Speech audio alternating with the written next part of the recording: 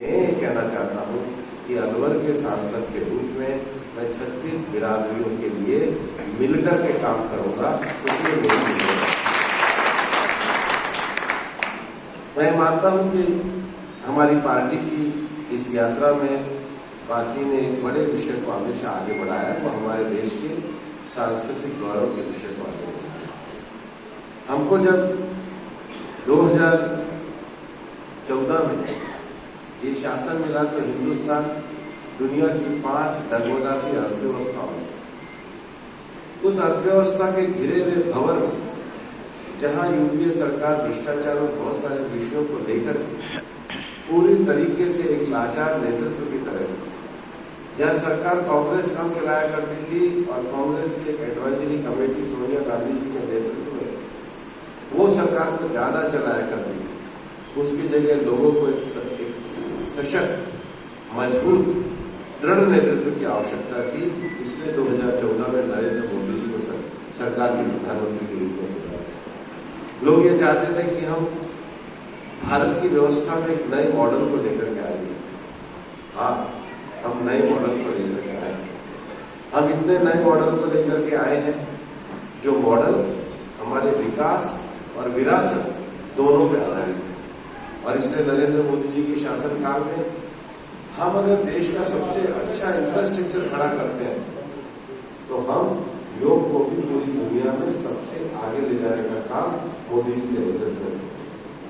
हम मोदी जी के नेतृत्व में अगर चंद्रयान को चंद्रमा पे उतार कर स्पेस की नई संभावनाओं को तलाशते हैं तो मोदी जी के नेतृत्व में राम मंदिर का निर्माण करके भारत के सांस्कृतिक गौरव की भी स्थापना करेंगे। हम मोदी जी के नेतृत्व में अगर पाकिस्तान जैसे देश के आतंकवाद और षड्यंत्रकार और पत्थरबाज जैसे लोगों के सारे मंसूबों को तोड़ते हुए 370 को अगर हम समाप्त करते हैं तो भारत के बाहर आने वाले विदेशी मेहमानों को ताजमहल की जगह भगवत गीता भेंट करके भारत की सनातन और ये भारत के दिए हुए संस्कार है।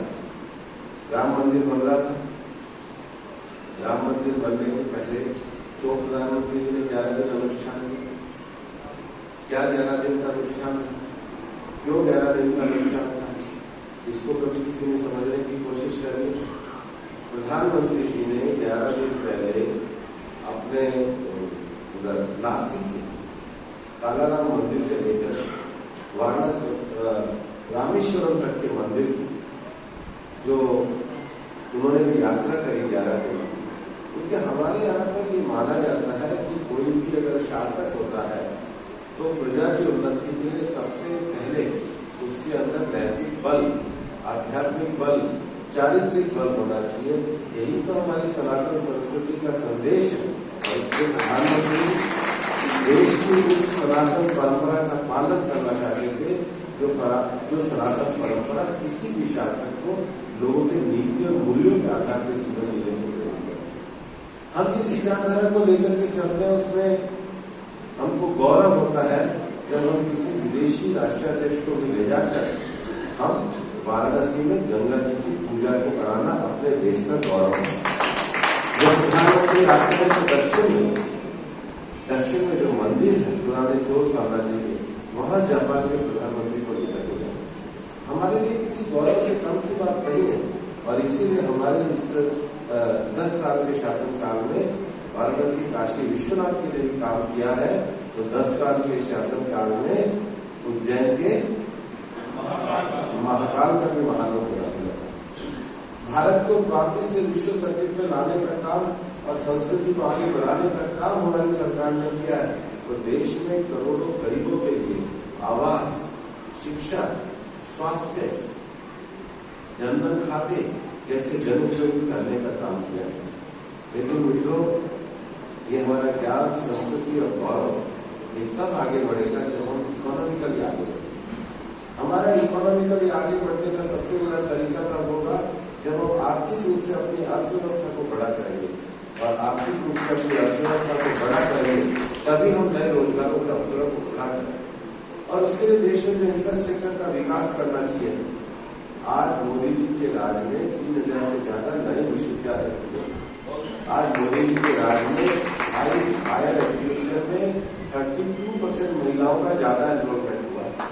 आज मोदी जी के राज में महिलाओं के आर्थिक सशक्तिकरण के लिए हमने 85 लाख सेल्फ हेल्प ग्रुप खड़े करे हैं। आज देश में महिलाओं को 70% हमने मुद्रा लोन दिए हैं और अब देश में नारी शक्ति को आगे बढ़ाने के लिए 33% रिजर्वेशन ये पार्लियामेंट और विधानसभा में किया है ताकि